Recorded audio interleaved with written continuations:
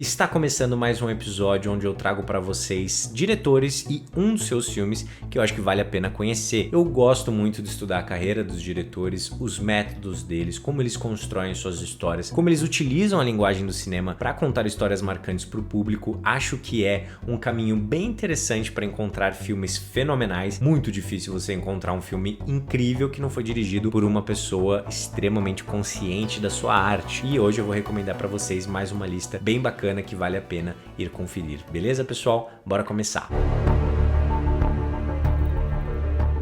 O primeiro filme que eu quero recomendar aqui é o Corra, do Jordan Peele. Muitas pessoas podem pensar, nossa, esse filme é tão recente, como é que ele pode estar numa lista dessas? Ele vai estar ao lado de vários diretores que já se foram, que se provaram numa filmografia longuíssima. Inclusive, Corra está numa lista, em primeiro lugar, como o melhor roteiro escrito no século XXI. Essa foi uma lista criada pelos próprios roteiristas, pelo sindicato de roteiristas. Eu não necessariamente concordo que é o melhor roteiro do século XXI, mas o que eu concordo é que Corra é um filme que vale a pena ser assistido analisando justamente a direção e o roteiro da obra. Afinal de contas, nós estamos falando aqui de um diretor roteirista, um autor, um homem que construiu uma história onde ele pega um gênero que já tinha sido utilizado das mais diferentes maneiras possíveis e ele traz uma perspectiva que nunca tinha sido explorada da forma com que ele explora. Ele traz uma perspectiva do ponto de vista do racismo em volta da realidade daquele protagonista, mas também uma espécie de racismo dentro do próprio gênero. As convenções do gênero, que raramente colocavam um protagonista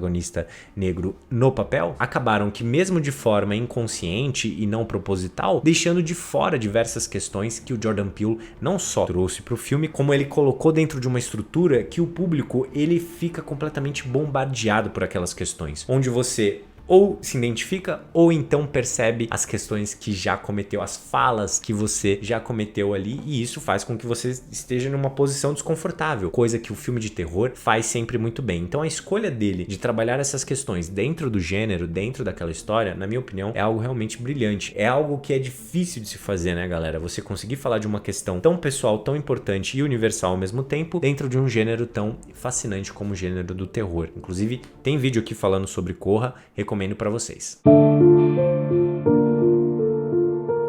O próximo filme é Um Estranho no Ninho, dirigido pelo Milos Forman. Milos Forman, ele tem uma questão interessante, porque tem um documentário na Netflix chamado Jim and Andy, que conta a história do Jim Carrey no set de filmagem de um filme que foi realizado, dirigido ali pelo Milos Forman. Ele já era um diretor que tinha vencido o Oscar por Um Estranho no Ninho, e ele estava tendo que lidar com um Jim Carrey que aparentemente tinha saído da casinha completamente, Um Jim Carrey que era o Jim Carrey, o personagem do Andy, que fazia outros personagens. Então, o diretor quase enlouqueceu fazendo aquele filme, e o louco é que antes ele tinha ganho o Oscar pelo filme Um Estranho no Ninho, que se passa em um hospício, que se passa com personagens fascinantes e com uma interpretação fenomenal do Jack Nicholson. E por que esse filme é tão legal do ponto de vista de direção, Porque eu acho que o diretor ele conseguiu trazer uma sensibilidade muito grande pro tema, ele conseguiu dar o espaço necessário para os outros personagens, mesmo tendo um ator tão potente e que muitas vezes pode apagar outros atores pela sua força e pela sua magnitude, que é o Jack Nicholson. Mas eu acho que a construção, o equilíbrio desse filme e a história, mesmo que sendo contada de uma forma super clássica, o diretor ele soube dominar aquilo muito bem. Aparentemente não foi o suficiente para depois ter que lidar com o Jim Carrey numa fase completamente maluca. Inclusive fica a recomendação porque o documentário é fascinante, Jim and Andy.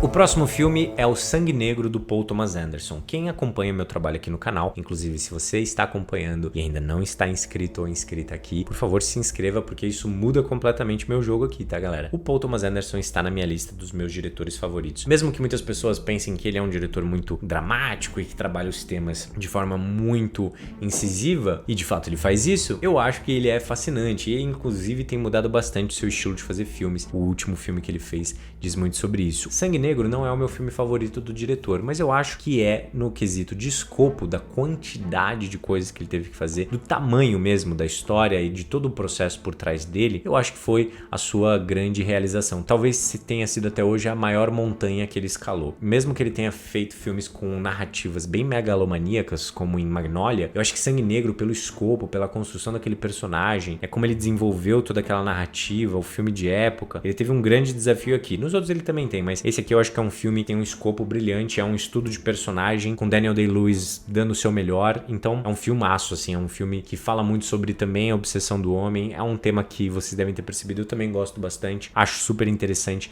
e que diz muito sobre nós mesmos. O próximo filme é O Deus e o Diabo na Terra do Sol, dirigido pelo Glauber Rocha, que é um dos diretores mais importantes no cinema brasileiro. É um filme que precisa ser visto por todas as pessoas que estão se propondo a estudar cinema. É muito interessante se debruçar sobre as obras nacionais e sobre as obras, é claro, do Glauber Rocha. Não acho que é o maior diretor que nós já tivemos, acho que é um diretor super interessante, com filmes muito relevantes, mas eu gosto de ver outros diretores e ir pesquisando. Mas o Glauber em si, ele era um extremo provocador, ele era um diretor que estava conectado com todas as possibilidades do cinema. Não só era muito apaixonado pelo cinema, mas era muito apaixonado pela política, pelos temas que poderiam ser abordados nos seus filmes, e ele estava interessado de fato em esticar, quebrar e proporcionar novas possibilidades na linguagem cinematográfica. Ou seja, não era um diretor que ficava trabalhando lá todo classicão o tempo todo. Pelo contrário, muito inspirado no que tinha sido realizado na Nouvelle Vague, muito inspirado pelo que tinha sido realizado no neorrealismo italiano, o diretor estava esticando as possibilidades, e talvez por isso tenha sido um dos mais importantes no cinema nacional. Hoje em dia nós vivemos em um país que infelizmente não valoriza a história do seu cinema. O Glauber foi um diretor que em vida já sofria muito para poder realizar seus filmes. Existem várias entrevistas dele que, na minha opinião, são muito tristes, né? Porque é um diretor super relevante dizendo que seu trabalho tinha sido sucateado, sem a possibilidade de realizar novas obras. Isso é muito triste, não só para ele, mas todos os outros grandes mestres que nós tivemos no cinema nacional. Então, espero que isso mude. Assista Deus e o Diabo na Terra do Sol. É uma experiência, no mínimo, interessante de se acompanhar e de se conhecer. São filmes que são muito importantes de serem assistidos, principalmente por nós que somos brasileiros. O próximo filme é o Easy Rider, Sem Destino, dirigido pelo Dennis Hopper, que foi um cara muito doido mesmo, assim, em Hollywood, que fez muitas loucuras, mas esse filme foi importantíssimo, porque foi um filme que deu um start muito grande na nova Hollywood, junto com alguns outros, como Bonnie e Clyde. Esse filme, ele iniciou uma nova fase que trouxe filmes que são os meus favoritos, né, filmes feitos nos anos 70. Easy Rider é um filme que conta a história de dois motoqueiros que estão viajando, né, esses dois rebeldes que estão viajando pelos Estados Unidos, conhecem ali um advogado alcoólatra, que é o Jack Nicholson, um dos grandes trabalhos. Foi com esse filme que o Jack, de fato, bombou. Ele já tinha feito muitas coisas antes que ninguém conhecia ele, mas com Easy Rider o jogo dele mudou. E esse filme mudou a história do cinema americano de várias formas, galera, porque foi um filme que custou muito pouco, com uma temática bastante ousada, vanguardista mesmo para sua época dentro dos Estados Unidos, que levantou diversos questionamentos e que foi um sucesso. Pelo seu sucesso, combinado a todo o insucesso dos estúdios, as portas começaram a ser abertas para novos diretores. Depois nós tivemos o Coppola fazendo O Poderoso Chefão, que também abriu muitas portas para outros que nós tanto amamos e que fizeram obras marcantes, né? Desde filmes mais populares como Spielberg e George Lucas até os diretores mais independentes e que eu tanto amo, como o Martin Scorsese, Brian De Palma e muitos outros que a gente pode falar aqui no canal um dia sobre essa geração que é fantástica. É um dos movimentos cinematográficos que eu mais gosto. Os anos 70 nos Estados Unidos foram fantásticos e Easy Rider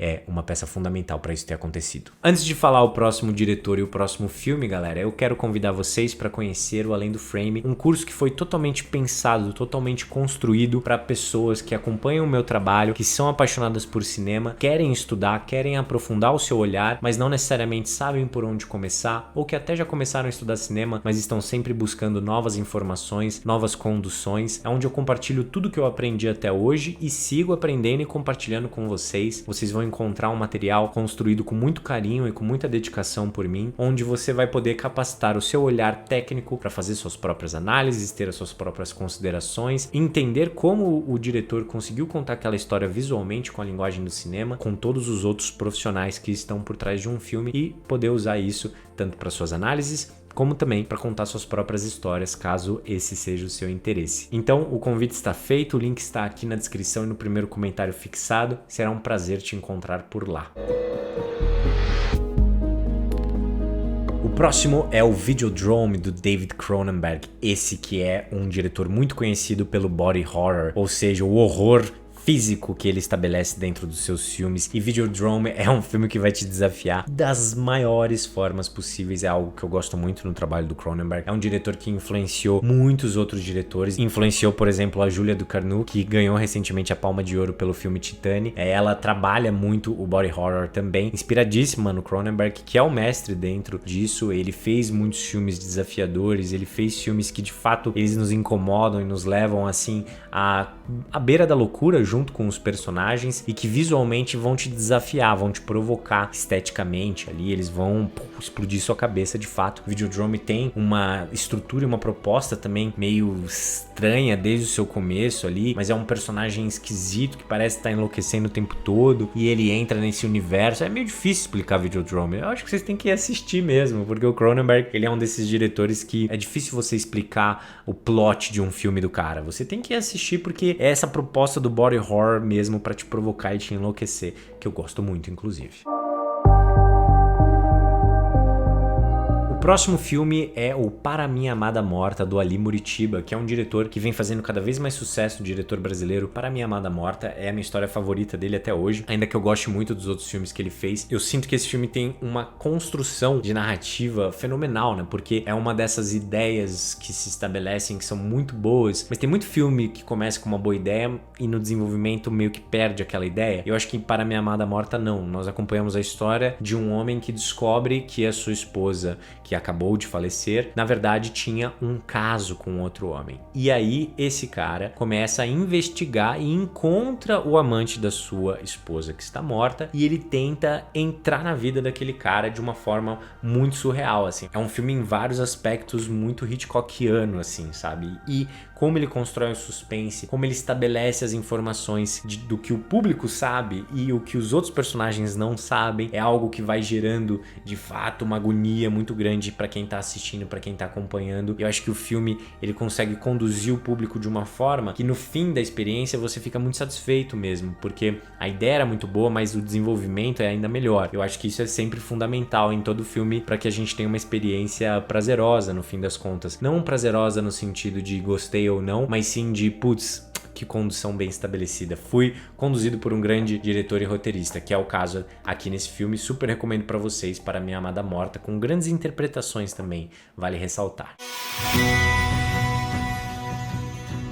E para fechar o episódio de hoje, eu quero falar sobre a trilogia do Senhor dos Anéis do Peter Jackson. Isso porque muito em breve nós teremos um especial aqui no canal sobre os 3 filmes. Vai ser muito legal, galera. Já tô realizando a pesquisa e é de fato um universo que foi muito bem construído no cinema. Isso já tinha sido estabelecido, é claro, na literatura, mas o desafio de trazer a literatura para o cinema é gigantesco. Já vimos muitas vezes dando errado. Acho que até inclusive em O Hobbit ele não acertou tanto quanto acertou na trilogia do Senhor dos Anéis, mas o Peter Jackson é um daqueles diretores de fato muito detalhista, né, que passa muito tempo em qualquer projeto que ele está realizando. Fez muitos documentários interessantes depois, né, ele se dedica muito a isso, mas com O Senhor dos Anéis ele fez uma trilogia fenomenal mesmo. É uma jornada do herói fascinante, com um universo muito rico, onde cada personagem representa uma história muito interessante, né, uma cultura muito interessante por trás de cada pedacinho dentro daquele filme, e ele conseguiu construir isso muito bem. É um projeto em que ele gravou os 3 filmes de uma vez só, e eu não consigo imaginar a dificuldade que deve ter sido de um diretor para construir todo aquele universo, para decupar todo aquele mundo, para conseguir comunicar sua visão. Claro que ele estava rodeado de artistas fenomenais, não estava sozinho, como todos os outros diretores no mundo, né? Sempre estão rodeados de grandes artistas, e é fundamental para um filme funcionar, mas o cara ter a responsabilidade, né, de assinar como diretor em uma obra tão megalomaníaca como foi Senhor dos Anéis, num escopo tão gigantesco, é realmente impressionante, e a gente aprende muito, tanto com diretores que trabalham em um escopo bem independente, como também diretores que trabalham em um escopo tão gigantesco, mas conseguem construir grandes narrativas. Eu vibro quando vejo